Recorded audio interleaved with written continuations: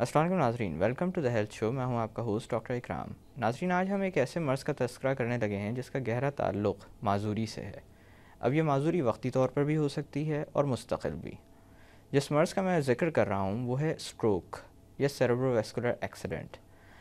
آج کے اس موضوع پر بات کرنے کے لیے بطور مہمان ہمارے اسٹوڈیو میں موجود ہیں ڈاکٹر فصیحہ بصیر، جو کہ پروفیسر آف میڈیسن ہیں at the Zia Uddin university hospital. اس کے علاوہ ان کی special field of interest neurology ہے. آئیے ان سے بات کرتے ہیں. السلام علیکم ڈاکٹر صاحب. وعلیکم السلام. کیسی ہیں آپ؟ Thank you. بالکل ٹھیک. ڈاکٹر صاحب، اسٹروک دیکھا جائے تو ایک ایسی اصطلاح ہے جس سے کم و بیش سبھی واقف ہیں، لیکن حقیقتاً اسٹروک ہوتا کیا ہے؟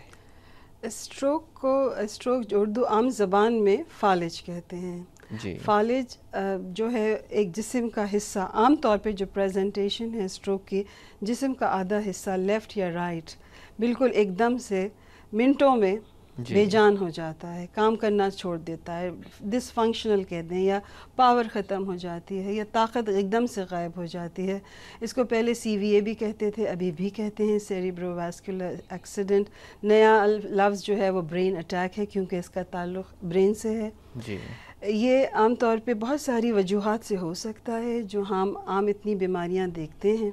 ڈائبٹیز ہے، ہائپر ٹینشن، بہت ساری اور وجوہات سے ہو سکتا ہے. برین کا کہیں نہ کہیں بلڈ کا سپلائی بند ہو جاتا ہے، تو برین کے اس حصے کو آکسیجن یا خون نہیں ملتا، تو جو حصہ جو برین کا کنٹرول کر رہا ہے جسم کو، وہ بے جان ہو جاتا ہے. عام طور پہ مردوں میں زیادہ پایا جاتا ہے، عورتوں میں بھی ہوتا ہے، لیکن مردوں میں زیادہ اس کا دیکھا گیا ہے. ایک بات دوسری، وقت کے ساتھ، ایج کے ساتھ عام طور پہ ینگ ایج میں اسٹروک نہیں ہوتا. اس اسٹروک کی وجوہات اور ہیں، ہو سکتا ہے. جی ہاں، اس کو ینگ اسٹروک کے اس میں ڈالتے ہیں. لیکن جو آج ہم ڈسکس کر رہے ہیں وہ اسٹروک یا وہ فالج، یہ ایسا ہے جس کے پیچھے بہت سارے رسک فیکٹرز ہیں. یہ ایک مینیفیسٹیشن ہے جو کہ بہت ساری وجوہات یا ڈفرینٹ وجوہات سے ہو سکتا ہے. جی.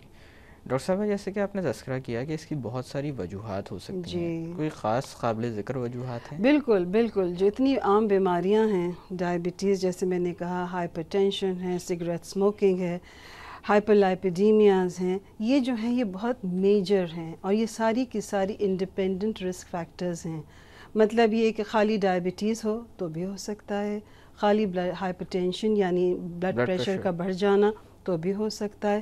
اسموکنگ جو کہ اتنی عام ہے وہ انڈیپینڈنٹ رسک فیکٹر ہے. اچھا. جی ہاں. جو کولیسٹرول چیک کرتے ہیں، کولیسٹرول میں جیسے LDL ہے یا HDL ہے، LDL کا بڑھ جانا وہ بھی ایک اور بہت سارے جو نان موڈیفائبل ہیں جس کا ہم کچھ کر نہیں سکتے، جو فیملی ہسٹری ہے یا جو ایج ہے، وہ وجوہات بھی ہیں اس میں. ڈاکٹر صاحب، جیسے عمر کا تذکرہ بار بار آ رہا ہے اس مرض کے ساتھ. جی ہاں. تو آپ نے بتایا ینگ لوگوں کے اندر جو اسٹروک ہوتا ہے اس میں تو وجوہات مختلف ہو سکتی ہیں، اور ہو سکتا ہے کوئی وجہ نہ بھی مل رہی ہو. جی ہاں بالکل. اسی طرح سے دوسرے جو گروپ ہیں جن کے اندر یہ رسک فیکٹرز موجود ہوتے ہیں اور ان کی بنا پر اسٹروک سامنے آتا ہے، وہ زیادہ تر عمر کے کس حصے میں ہوتے ہیں؟ عام طور پہ یہ جو اسٹروک ہے رسک فیکٹرز کے ساتھ، اگر کوئی سپوزنگ ڈائبٹیز لیتے ہیں جو بچپن سے شروع ہو گئی تو اس کا اسٹروک کا چانس جلدی ہو گیا. ورنہ عام طور پہ اسٹروک جو ہے وہ 50+ میں نظر آتا ہے.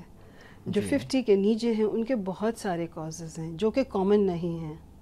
جو کامن ہیں وہ 50+ میں، جو with all these risk factors, ان میں سے چاہے ایک بھی ہو تو بھی نظر آتا ہے. جیسے میں نے یہ جو گنوائے ہیں ان کے ساتھ یا تو کوئی ہارٹ ڈیزیز بھی ہو سکتی ہے، ہارٹ میں کوئی ویلو پرابلمز بھی ہو سکتا ہے جو بچپن سے ہے، جو اس وقت مینیفیسٹ ہو رہا ہے، یا ہارٹ اٹیک ہوا ہو، ہارٹ کمزور ہے، اس میں کوئی کلاٹ بن گیا ہو جو دماغ کو چلا جائے، جو رکاوٹ کر دے، اس میں بھی اسٹروک ہو سکتا ہے. کلاٹس آرٹیریل ہوتے ہیں؟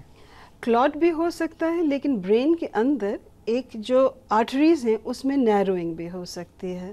اچھا، یعنی رگیں سکڑنے کا عمل بھی ہو سکتا ہے؟ سکڑنے کا عمل، بالکل بالکل. اچھا، اب میں آپ کو یہ بتاتی ہوں کہ پیتھولوجی یا اس کی وجوہات برین کے اندر ہوتی کیا ہیں. اسٹروک جیسے پیشنٹ آ گیا، آدھا جسم اس کا کام کرنا چھوڑ دیا، اب ہمیں یہ دیکھنا ہے کہ یہ بلاک ہوا ہے یا آرٹری رپچر ہوئی ہے. رپچر، پھٹ جانا، اس کو ہیمریج کہتے ہیں.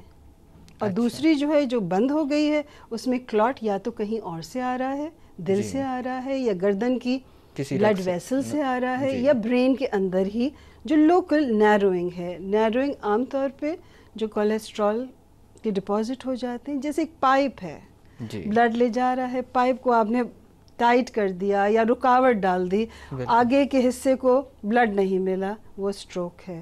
ڈائبٹیز میں زیادہ دیکھا گیا ہے کہ نیروئنگ زیادہ ہوتی ہیں. بلڈ پریشر جیسے بہت ہائی ہو تو اس میں پھٹنے کا بھی چانس ہے، مطلب ہیمریج کا بھی. اور جو رکاوٹ ہوتی ہے اس کو کہتے ہیں اسکیمک سٹروک.